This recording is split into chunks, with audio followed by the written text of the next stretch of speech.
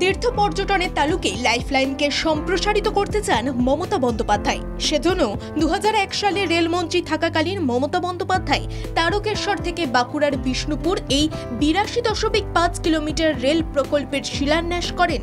এরপর 2012 সালের 4 জুন আরামবাগ থেকে তারকেশ্বর তথা হাওড়া পর্যন্ত রেল চলাচল উদ্বোধন করেন তিনি। পরে গোঘাট পর্যন্ত রেলপথ সম্প্রসারণ হয়। পরে কামারপুকুর পর্যন্ত রেলপথের মাটির কাজ সম্পন্ন হয়। এরপর ভাবাদেঘি নিয়ে জটও কেটে যায়। এই পরবর্তী পরিস্থিতিতে মা শারদার জন্মস্থান জয়রামবাটিতে রেল যোগাযোগের আশার সঞ্চার করেছে। লাইন পাতা থেকে শুরু করে স্টেশন তৈরির কাজ প্রায় শেষ। চলছে শেষ মুহূর্তের প্রস্তুতি। দেশ বিদেশের ভক্ত ও পুণ্যার্থীরা এবার সরাসরি ট্রেনে চড়েই পৌঁছে যাবেন মায়ের গায়ে। অপেক্ষায় বিস্তীর্ণ এলাকার মানুষ। মমতা বন্দ্যোপাধ্যায় এটা প্রস্তাবন করেছিলেন, কিন্তু দীর্ঘ টাইম পেরিয়ে গেছে। কিন্তু বর্তমানে জয়রামবাটিতে ট্রেন আসবে, কারণ শ্রী মা একটা টাইম বিষ্ণুপুর হয়ে ট্রেন ধরে কলকাতায় যেতেন, কিন্তু বর্তমানে সেই মায়ের জায়গায় ট্রেন আসছে, মানে একটা বিরাটই একটা ব্যাপার। একসময় বাঁকুড়ার জয়রামবাটি থেকে কলকাতায় স্বামী শ্রীরাম কৃষ্ণদেবের কাছে যাওয়ার জন্য ট্রেনে চড়ে যাতায়াত করতেন জগৎজননী মা শারদা, কিন্তু সে পথ ছিল বড়ই কষ্টের।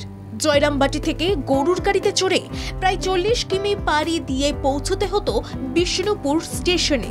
সেখান থেকে ট্রেনে চড়ে যেতে হতো কলকাতায়। এবার আর ট্রেন ধরার জন্য যেতে হবে না বিষ্ণুপুর, সরাসরি মায়ের গায়ে জয়রামবাটি উপর দিয়েই ছুটবে ট্রেন।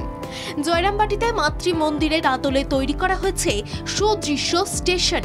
রেল সূত্রে জানা গেছে, অসম্পূর্ণ কিছু ছোটখাটো কাজ শেষ করে খুব দ্রুত জয়রামবাটি পর্যন্ত রেল যোগাযোগ সম্প্রসারিত করা হবে। আর এতেই খুশি স্থানীয় বাসিন্দা থেকে শুরু করে জয়রামবাটি মাতৃ মন্দির কর্তৃপক্ষ। জয়রামবাটিতে রেল চলবে এটা তো আমরা স্বপ্নই করতে পারছি না।